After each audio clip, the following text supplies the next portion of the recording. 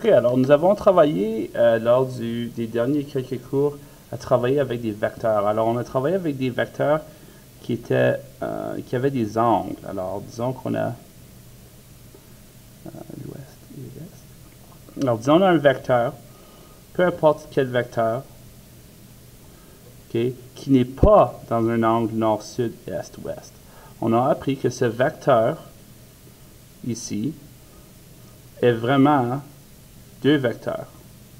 Alors le vecteur C ici est vraiment le vecteur A sur un axe et le vecteur B sur un autre axe. Okay? Donc, si on était pour résumer, ce vecteur C, c'est l'addition de ce vecteur A et du vecteur B. Alors, on peut remplacer ce vecteur C avec le vecteur A et le vecteur B en question. Et puis, pour trouver les vecteurs A et vecteur B, vous avez utilisé, bien sûr, les techniques sin, cos, tan et Pythagore pour être capable d'isoler les longueurs et aussi les angles de direction pour chacun de ces vecteurs. Maintenant, être capable de décomposer un vecteur qui est sur un angle en ses vecteurs d'origine ou ses vecteurs constituants qui sont sur l'axe X et l'axe Y. Okay? Alors, tous nos vecteurs sont sur deux axes. On a l'axe Y et on a l'axe X. Alors, le vecteur qui est tout croche ici, qui est sur un angle, c'est vraiment un vecteur d'une certaine longueur sur l'axe des X et un vecteur sur l'axe des Y. Celui-ci, c'est un vecteur sur l'axe des X et Y. Et c'est très difficile de faire un problème quand tu as un vecteur qui comporte des vecteurs sur deux. Alors, quand on travaille en physique, une des techniques les plus importantes, c'est de prendre un vecteur qui est croche comme ça et de trouver le vecteur X et le vecteur Y qui le fabriquent. Puis c'est exactement ça que vous avez appris sur le quiz, puis dans les exercices que vous avez faits. Vous avez pris ce vecteur X, Y et vous l'avez décomposé en ses composantes X et ses composantes Y. Les vecteurs sur une composante X ou Y sont tous dans le même axe, on peut facilement les additionner et les soustraire. Okay? Alors, encore un petit résumé de ce qu'on a fait dans le passé. Alors, on se souvient, bien sûr, que si j'ai un vecteur, là, on va dire que c'est une question totalement différente. Disons que j'ai un vecteur A, que j'additionne un autre vecteur qu'on va appeler B. Okay? L'addition de ces deux vecteurs, disons que j'ai 5 et j'ai 5, mon nouveau vecteur va être un vecteur de, bien sûr, 10. Okay? Si j'étais pour faire, bien sûr, des vecteurs opposés, donc ça, ce serait un vecteur de 5, plus un vecteur de moins 5, okay, sur ce côté ici, c'est-à-dire un vecteur qui va dans la direction opposée de ce vecteur-là. Bien sûr, le vecteur résultant va être un vecteur de 0 ou aucun vecteur. Okay?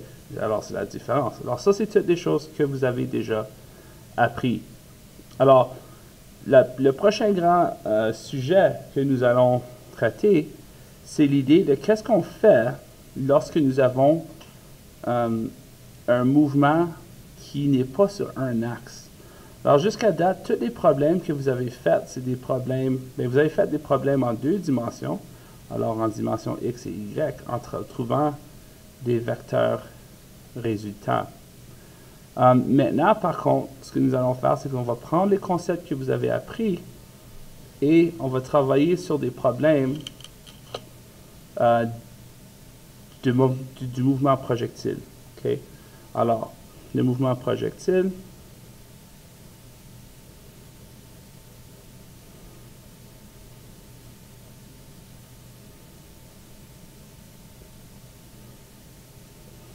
okay?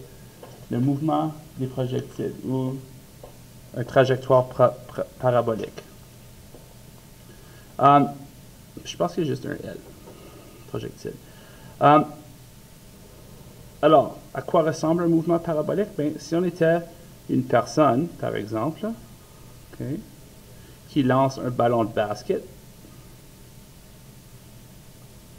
okay, sur un filet de basketball, le ballon va suivre un mouvement qui est projectile, c'est-à-dire un mouvement parabolique, okay? Une parabole.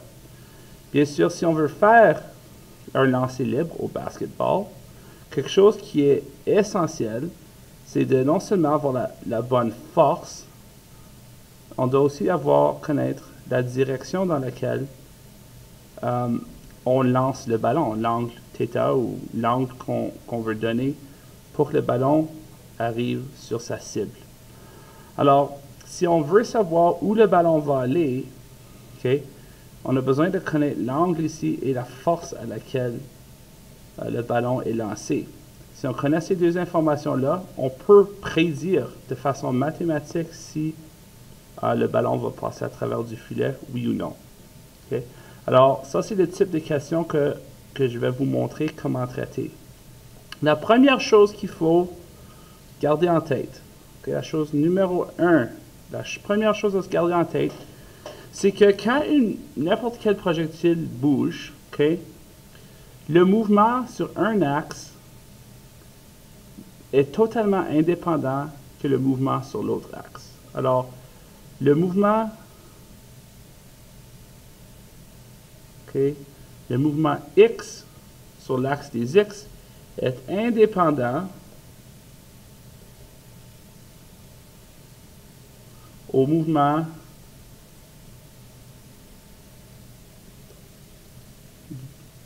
sur l'axe Y. Okay? Alors, on peut voir ça. Okay?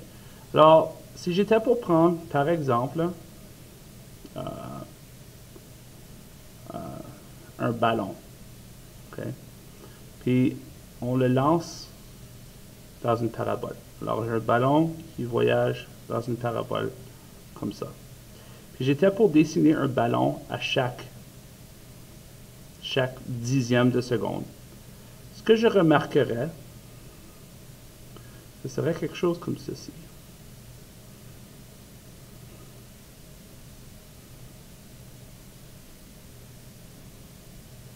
Là, mon dessin n'est pas parfait, mais on remarquerait quelque chose comme ça. À chaque dixième de seconde, je prends une photo de mon ballon. Et voici ce que je devrais remarquer. Si je fais des lignes verticales qui représentent chaque dixième de seconde, mais là, mon ballon ne sont pas à bonne place. Le ballon devrait être ici. Voici ce qu'on devrait remarquer. Okay? Alors, si je regarde sur l'axe vertical ici, mais en fait, c'est sur l'axe horizontal. Si je regarde à la distance à chaque dixième de seconde, en principe, si notre monde n'a ni friction, on est dans un monde idéal, tous ces longueurs-là devraient toutes être la même longueur. Alors, le déplacement du ballon sur l'axe horizontal, okay, est à une vitesse constante, n'est-ce pas? Parce que si je me déplace, disons, 1 mètre en 1 seconde, puis 1 autre mètre dans 1 autre seconde, ça c'est une vitesse constante, ou chaque dixième de seconde. Alors, j'ai une vitesse constante sur cet axe-là. Si j'étais pour prendre, puis regarder le mouvement du ballon sur l'autre axe, sur un axe horizontal, voici ce qu'on devrait voir. Regardez à la distance entre les ballons. La distance commence vraiment grande ici et elle rapetisse progressivement jusqu'à ce qu'il n'y ait presque pas de distance. Puis la raison pour ça, c'est que sur l'axe vertical, nous avons un mouvement accéléré. Au début, le ballon va plus vite vers le haut. Donc, dans 1 dixième de seconde, le ballon va vraiment loin.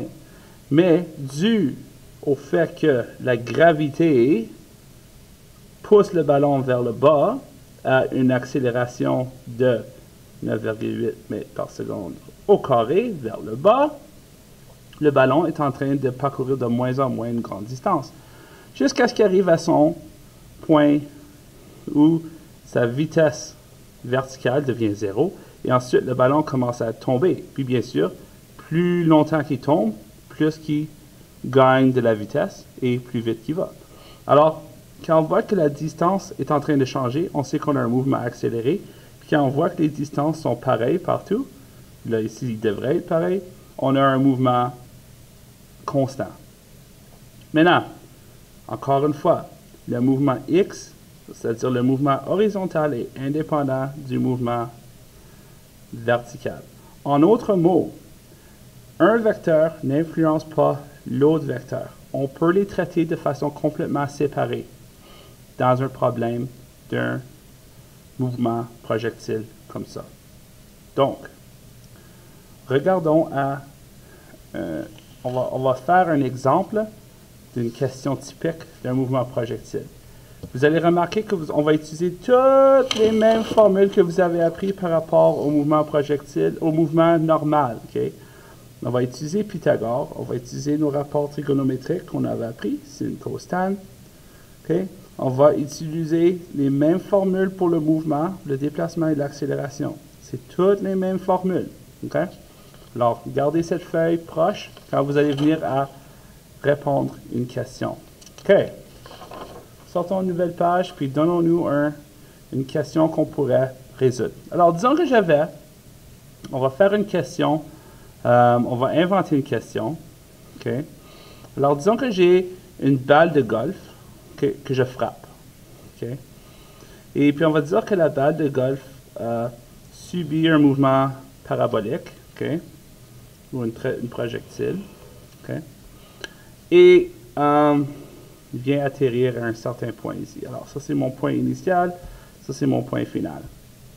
OK? Et là, on va assumer que je frappe le ballon.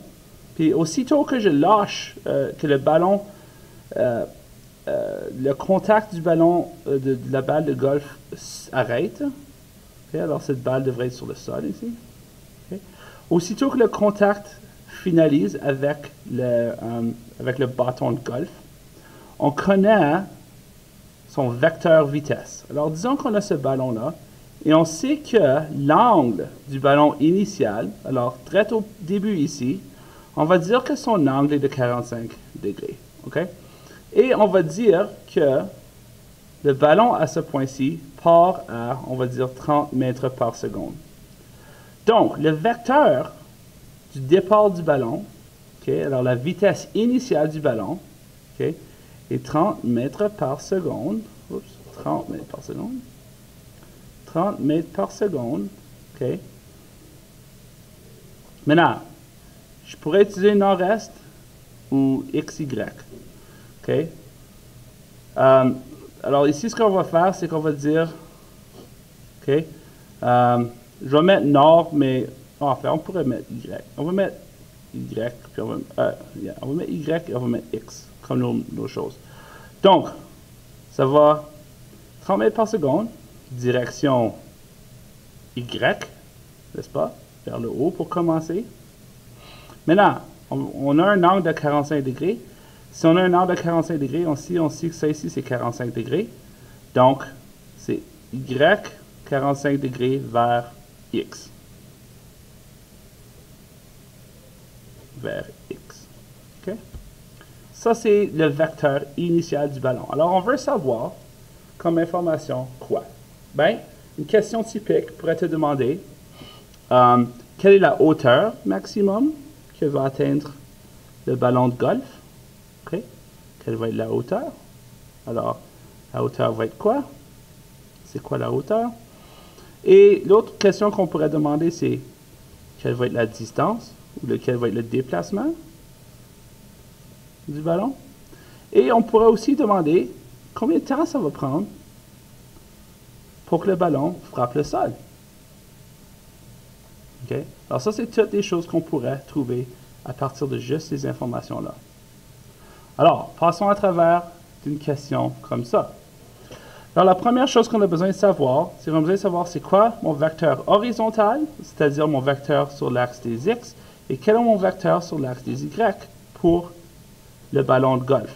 Je sais que je pars à 45 degrés avec un vecteur vitesse 30 mètres par seconde. Ça veut dire que mon vecteur initial est 30 comme ça. Okay. J'ai 30 mètres par seconde. J'ai un vecteur horizontal dans cette direction et j'ai un vecteur vertical qui va dans cette direction. On va faire une petite pause. OK, alors on a nos deux vecteurs. Alors, on a un vecteur qu'on pourrait appeler côté A, on a côté B, puis on sait qu'on a un angle de 45 degrés. Alors, la première étape dans ce cas ici, c'est on veut savoir c'est quoi nos vecteurs A et notre vecteur B. C'est quoi ces deux côtés? Donc, pour trouver ça, ben, il faut qu'on utilise nos rapports trigonométriques. OK? Dans ce cas ici, je peux utiliser n'importe quel des rapports trigonométriques que je veux. Alors, si j'utilise, je vais les écrire ici comme un rappel. Sinus, c'est le côté, encore une fois, c'est le côté opposé. Alors, on continue. Sin opposé hypothèse, cosinus adjacent sur l'hypoténuse, hypoténuse, et bien sûr tangente opposée sur adjacent. OK. Donc, pour celui-ci, disons qu'on prend le sinus. Alors, on sait que le sin de l'angle de 45 degrés va être égalé au côté opposé, qui va être la longueur B, sur l'hypoténuse, qui est 30. Si on prend notre calculatrice, OK, et on fait notre sinus de 45 degrés, on va avoir un résultat de 0,7071 qui va égaler B sur 30. OK? Alors là, on veut isoler B. Alors, 30 fois 0,7071 qui va égaler B. Alors, 30 fois 0,7071 qui va nous donner 21,21 qui va égaler B. Alors, je connais mon côté B. Mon côté B est 21,21. Là, on pourrait utiliser Pythagore, mais on va utiliser plutôt le cosinus pour trouver le côté A. Donc, le cosinus de l'angle de 45 degrés, qui va être le côté adjacent, qui va être A sur la longueur de 30. On fait la même chose. OK, 45, son cosinus a la même valeur, parce que c'est un angle de 45 degrés, bien sûr. C'est 1 qui va égaler A sur 30. Et heureusement, on a déjà fait ce calcul ici. Donc, ce n'est pas un mystère.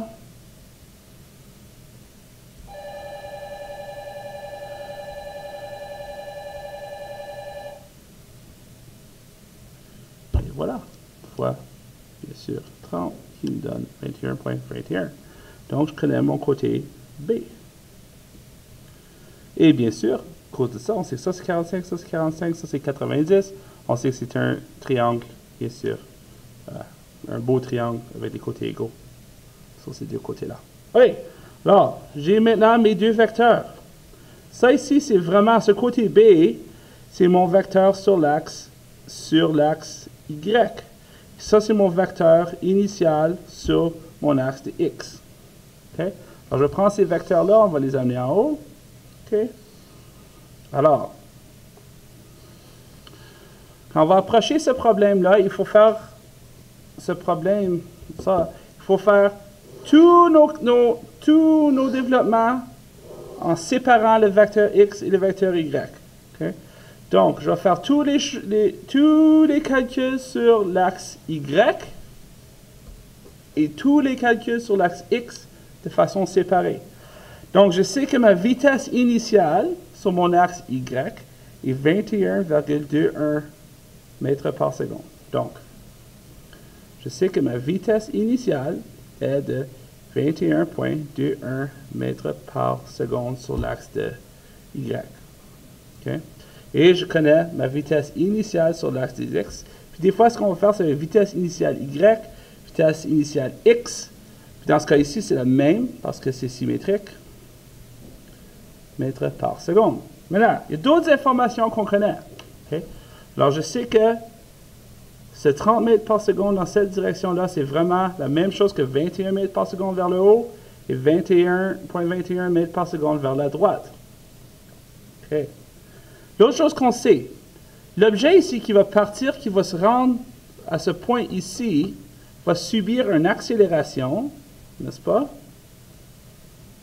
vers le bas, ou la gravité, de moins 9,8 mètres par seconde au carré. Donc, il va ralentir sur l'axe de Y. Le ballon va ralentir comment vite qu'il monte vers le haut. L'autre chose qu'on sait, c'est qu'une fois qu'il arrive à ce point-ci, il va continuer à descendre. Alors, pour faire toutes les questions de Y ici, il faut quasiment qu'on sépare en deux sections. On a besoin de savoir, puis on va faire Y en premier, parce que c'est ça qui va déterminer combien de temps que ça prend, tout ce qui est sur l'axe des X. Pour savoir comment loin que le ballon va aller, on a besoin de savoir combien de temps il va être dans les airs. Puis pour savoir ça, il faut savoir combien de temps ça prend pour qu'il rentre jusqu'au top, puis combien de temps ça prend pour qu'il retourne vers le sol.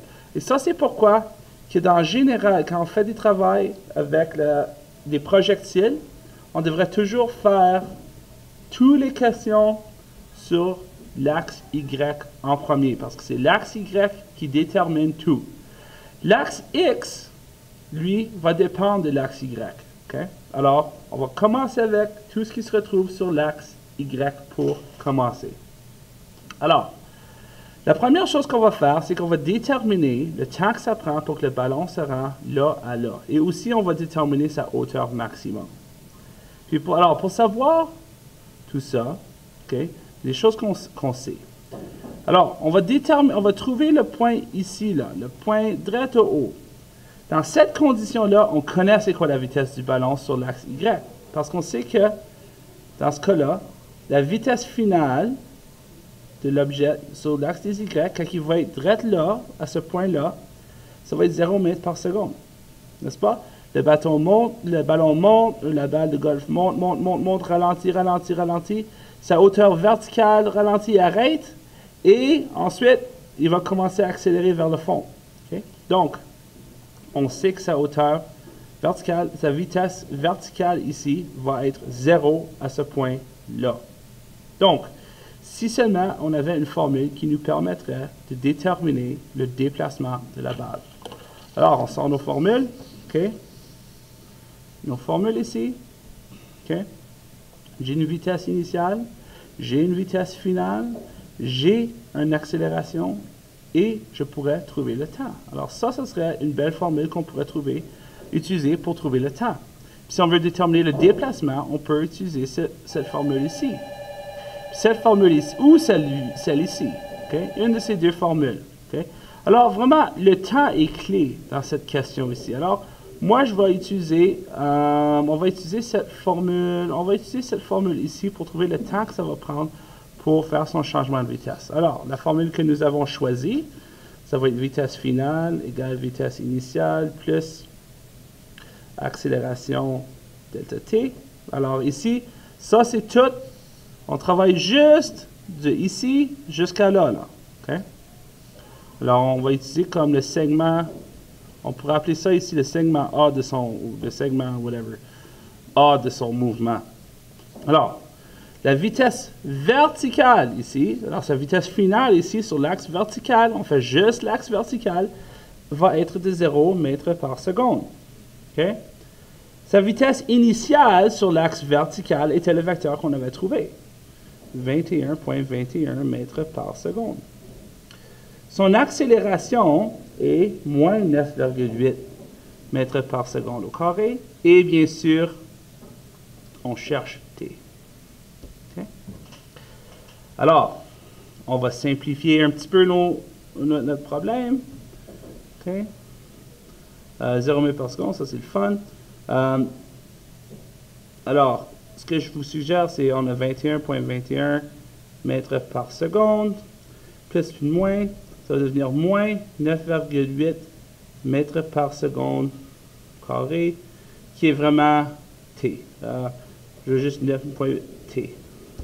OK? 9,8 t. Alors là, on va prendre un facteur, on va isoler t, alors on va prendre ce terme, on va le mettre de l'autre côté. Donc, on va avoir 9,8 t qui va nous donner 21,21. Je vais enlever les unités parce que ça va juste me rendre la vie plus facile. Alors, bien sûr, je divise par 9,8 sur chaque côté pour isoler t. Alors, si j'ai 21,21, 21,21 divisé par 9,8, ça va me donner 2,16 secondes. T égale 2,16 secondes. Donc, ça, c'est le temps que ça va prendre pour que le ballon se rende de ce point ici jusqu'au point là. Maintenant, je veux maintenant trouver le temps que ça prend pour que mon ballon rentre de là à là. Okay? Alors, continuons. Alors, ça, c'est le temps pour le segment A. Le temps pour le segment B, c'est-à-dire du haut jusqu'au fond, bien, ce que vous allez remarquer, ça va être la même chose. Sauf, ça devrait être le même temps, mais on va faire le calcul juste pour confirmer. Maintenant, avant de faire le calcul pour ce temps-là, on a besoin de savoir quelle est la hauteur de ce ballon ici. Et on peut faire ça, parce qu'on sait maintenant, on connaît le temps. Alors, si on sort nos formules, est-ce qu'il y a une formule qui peut nous déterminer la distance, le déplacement? Ben oui, je pourrais utiliser ça. Okay? Alors, je vais savoir le déplacement, je sais le temps que ça m'a pris, je connais mon accélération, je peux trouver le déplacement. Okay? Ou j'aurais pu utiliser celui-ci aussi, mais on va utiliser celui-ci pour tout de suite. Donc, on sait que le déplacement égale vitesse initiale, temps, plus 1/2 AT carré. Alors, je veux savoir le déplacement. Comment haut que ma balle est allée. Alors, mon déplacement correspond à ma vitesse initiale. Ma vitesse initiale sur l'axe Y était 21,21. Donc, 21,21 mètres par seconde. Maintenant, mon temps pour aller de là à là, c'était 2,16. Donc, je vais remplacer T avec 2,16. OK? Plus 1/2, 0,5. L'accélération, moins 9,8, parce que ma balle est en train de ralentir. Et le temps au carré, 2,16 au carré. Okay? Alors, simplifions tout ça. Alors, moi, je vais commencer en simplifiant tout ce qui se retrouve sur ce côté-ci. 2,16, je vais mettre ça au carré, multiplié par 9,8 négatif. Ça, multiplié par 0,5. Alors, tout sur ce côté ici, j'ai moins 22,86. Okay. Je vais faire cette multiplication ici. 21,21 multiplié par 2,16 qui va me donner 45,81 qui va égaler D. Okay. Là, je résous ça. 45,81 moins 22,86 qui va me donner 22,95. Ça fait que son déplacement va être de 22,95 mètres. OK, alors, là, je sais ma hauteur. Alors, je connais ma hauteur. H égale 22,95 mètres. OK? Alors, maintenant que je connais la hauteur, je peux trouver la distance, le temps que ça va prendre pour que le ballon tombe en utilisant n'importe quelle formule. Okay? La même formule. Alors, je pourrais dire, bien, mon ballon descend, 22, si je prends cette formule-là, ma vitesse initiale est 0, ma vitesse... Ah, je ne peux pas prendre celle-là, je ne veux pas celle-là. Je veux juste un comme celui-ci. Je pourrais dire, bien, mon ballon va descendre 22 mètres, sa vitesse initiale est de 0, son accélération c'est 9,8. Puis ce que vous allez trouver, c'est que vous allez trouver que le temps pour le segment B, dans ce cas ici, va être le même numéro. Okay? Pas toujours le cas, mais dans ce cas ici, ça va être le même numéro. Alors, le segment B puis le segment B. Alors, ça prend 2,16 secondes pour aller de ici à là et un autre 2,16 secondes pour aller de là à là. Okay? Donc, le temps total va être 4,32 secondes. Okay? c'est l'addition de ça. Donc, ça prend 2 secondes et 16 centièmes de seconde et un autre 2,16 secondes pour descendre. Donc, on connaît notre temps total de la trajectoire. Alors, si je connais le temps total de la trajectoire, je sais combien longtemps, ma distance que ça va prendre. Parce que je connais maintenant le temps que mon ballon va être dans les airs. Okay? Alors, si mon ballon est dans les airs pendant 4,32 secondes, okay, ça c'est mon temps total de voyage de mon ballon. Okay? Souviens-toi, ce qui se passe sur l'axe des X est indépendant. La seule chose qui est similaire dans les deux côtés, c'est le temps. Maintenant, sur l'axe des X, la gravité n'affecte pas le mouvement horizontal du ballon. Il affecte seulement le mouvement vertical, parce que la gravité tire vers le fond, sur l'axe vertical. Donc, dans ce cas ici, je n'ai pas besoin de m'inquiéter de la gravité. Ça va être une vitesse tout à fait constante, selon sa vitesse initiale. Okay? Donc, si je sais que le ballon va être dans les airs pendant 4,32 secondes, puis je connais sa vitesse initiale, bien je sais quelle va être sa distance. Le calcul est très simple. Le déplacement correspond à la vitesse sur le temps. Okay? Alors, dans ce cas ici, son déplacement va être 21,21 mètres par seconde. Il n'y a pas de changement de vitesse, alors c'est un mouvement constant. Alors, ça, c'est pas du tout la bonne réponse. Ça, c'est stupide, Monsieur Dion. V égale D sur T, bien sûr. Vous m'avez poigné. Donc, je sais que sa vitesse est 21,21 mètres par seconde. Son déplacement, OK, et ce qu'on cherche, et sa vitesse, et son temps, est 4,32 secondes. Donc, 21,21 mètres par seconde multiplié par 4,32 secondes devrait égaler mon déplacement. On plug ça dans la calculatrice. 21,21 multiplié par 4,32 devrait me donner 91,962 mètres. Donc, mon déplacement est 91,62 mètres. Alors, on sait que son déplacement ici, c'est 91,6. 6,2 ou 6,3 plutôt. 6,3 mètres. Alors, j'ai trouvé tout. J'ai trouvé le temps, j'ai trouvé la hauteur maximum du ballon et j'ai trouvé la longueur.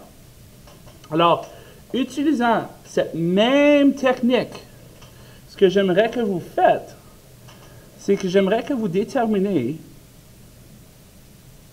la différence de trajectoire selon l'angle. Okay?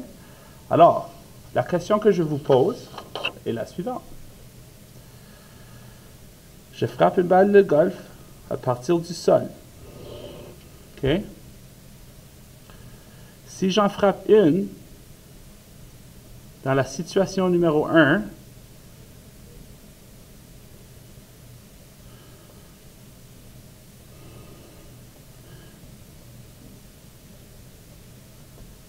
on va faire 3 situations. OK? Dans les 3 situations, OK?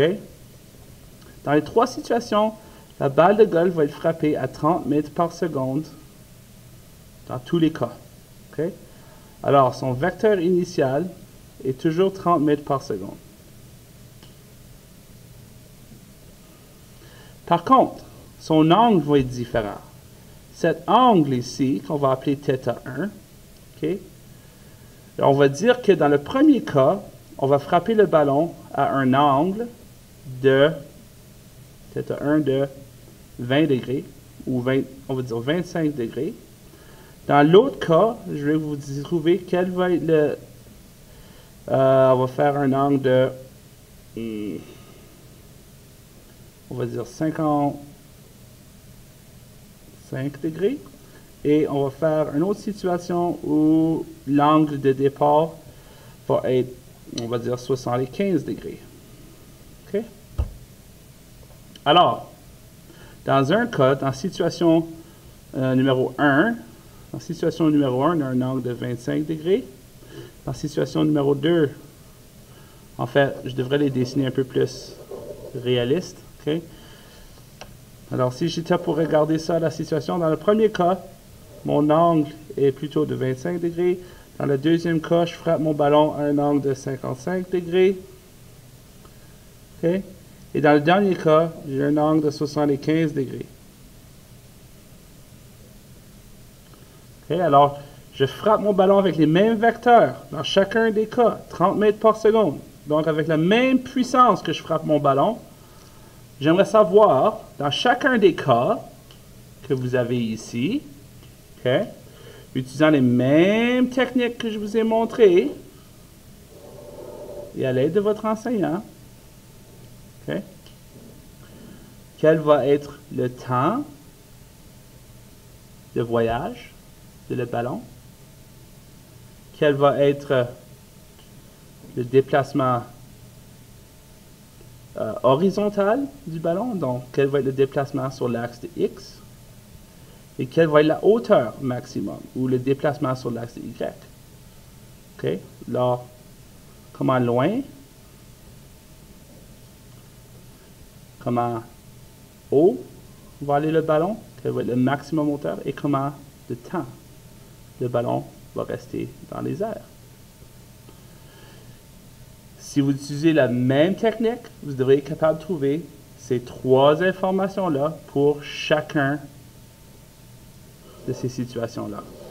Ça va vous demander beaucoup de calculs. L'important, c'est de rester organisé, dessiner une photo, si vous avez besoin, ou un portrait, et vous allez être capable de trouver T, D et Y pour T, D ou la distance et la hauteur pour chacun des situations-là. Et avec ça, vous allez pouvoir savoir dans quel cas le ballon va aller le plus loin, dans quel cas ça va aller le moins loin, dans quel cas ça va aller le plus haut, dans quel cas ça va aller le moins haut. Okay? Et avec ça, on peut déterminer beaucoup de choses intéressantes. Alors, je vous souhaite bonne chance à faire ça.